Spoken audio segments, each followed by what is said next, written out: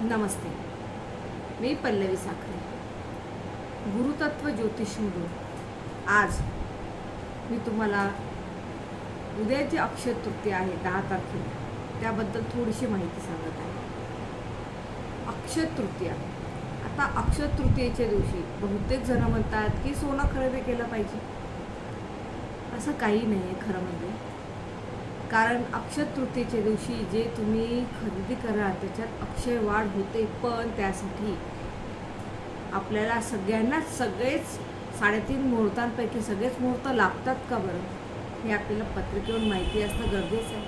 कारण त्यासाठी आपल्याला नक्षत्रांची माहिती असते, आपण कोणत्या नक्षत्रात जन्माला हे माहिती असणं गरजेचं आहे. हा झाला एक गहन विषय. पण सर्वसाधारणपणे जर आपल्याला अक्षय तृतीयेच्या दिवशी त्याचे चांगले फलित पाहिजे असेल तर आपण कमीत कमी शुभ मुहूर्तावर खरेदी केली पाहिजे. किंवा खरेदी म्हणजे सोनं नव्हे, खरेदी म्हणजे तुमच्या कुटुंबासाठी आवश्यक असलेली वस्तूसुद्धा तुम्ही घेऊ शकता. किंवा 11 रुपयेसुद्धा तुम्ही देवाजवळ ठेवू शकता. यासाठी विशेष काहीच करायची गरज नाही. पण अक्षय तृतीयेच्या दिवशी माता लक्ष्मी आपल्याकडे अक्षय रूपाने येते. तिचा क्षय व्हायला नको, तिच्यात वाढ झाली पाहिजे. म्हणून आपण कमीत कमी 11 रुपये तरी देवाजवळ ठेवावे. ही पूजा करण्यासाठी आपण सकाळची वेळ, शक्यतो सकाळचा शुभ मुहूर्त आहे, सकाळी 7:15 वाजेपासून तर 9 वाजेपर्यंत पूजा करू शकता. आणि अमृत मुहूर्तावर जर पूजा करायची असेल तर 9 ते 10:30 ही वेळ अतिशय योग्य आहे. या वेळेत आपण पूजा करू शकतो. आणि ह्या दिवशी पूजाच करा. त्याचबरोबर आपण ह्या दिवशी गव्हाचं दान करू शकतो, गुळाचं दान करू शकतो. कारण गुरु असतं पावत आहे, म्हणजे पिवळ्या वस्तूंचं दान किंवा पिवळ्या वस्तू आपण पूजेमध्ये ठेवू शकतो.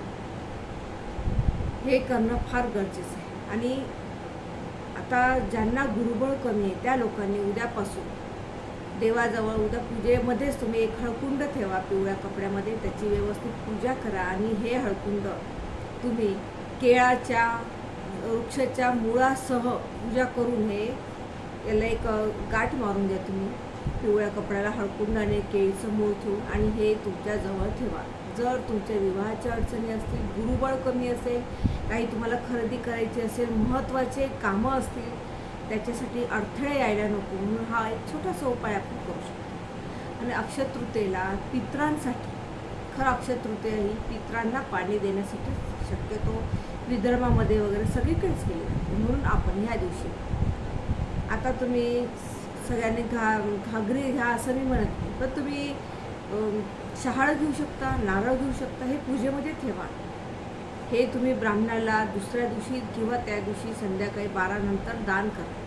हे देणं गरजेचं आहे, कारण आपल्या पितरांना पाणी मिळायला पाहिजे. आणि जर हेही शक्य नसेल तर सरळ बिस्लरीची एक छान बाटली आणायची आणि एखाद्या ब्राह्मणाला देऊन द्यायची.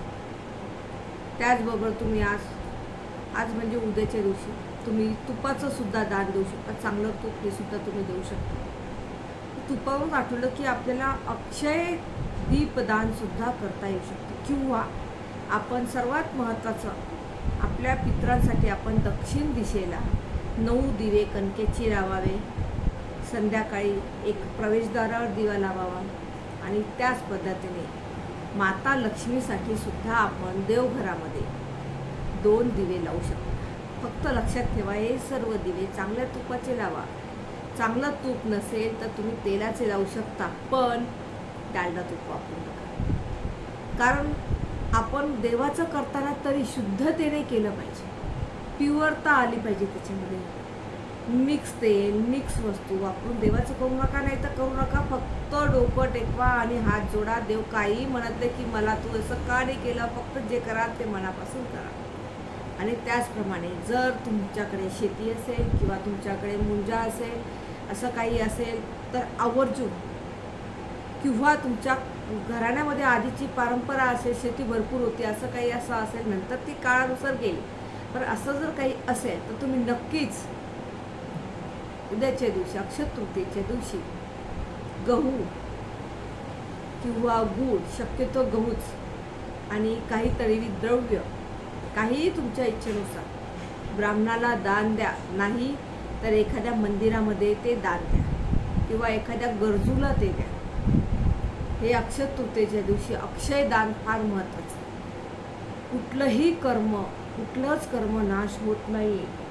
प्रत्येक कर्माचे आपल्याला फळं शनी महाराज देतातच.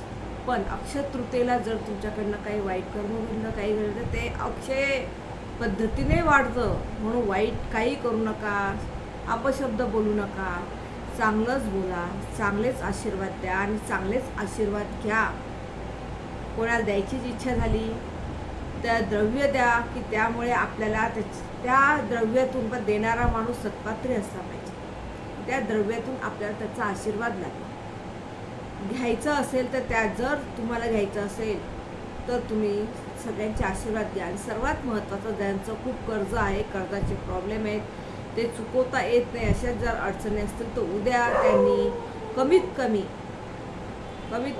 501 रुपया तरी ज्याच्यावरती कर्ज झालेलं आहे, ज्या माणसाला आपल्याला कर्जाचे पैसे द्यायचे, त्याला देण्याची सुरुवात करावी. कारण तुम्ही उद्या जर ते कर्जमुक्तीचे उपाय केले, उद्यापासून जर त्यांना तुम्ही 501 रुपये जरी द्यायला सुरुवात केली, तर तुमच्याकडे नक्कीच तेवढा पैसा येईल की तुम्ही सर्व कर्जातून मुक्त व्हाल.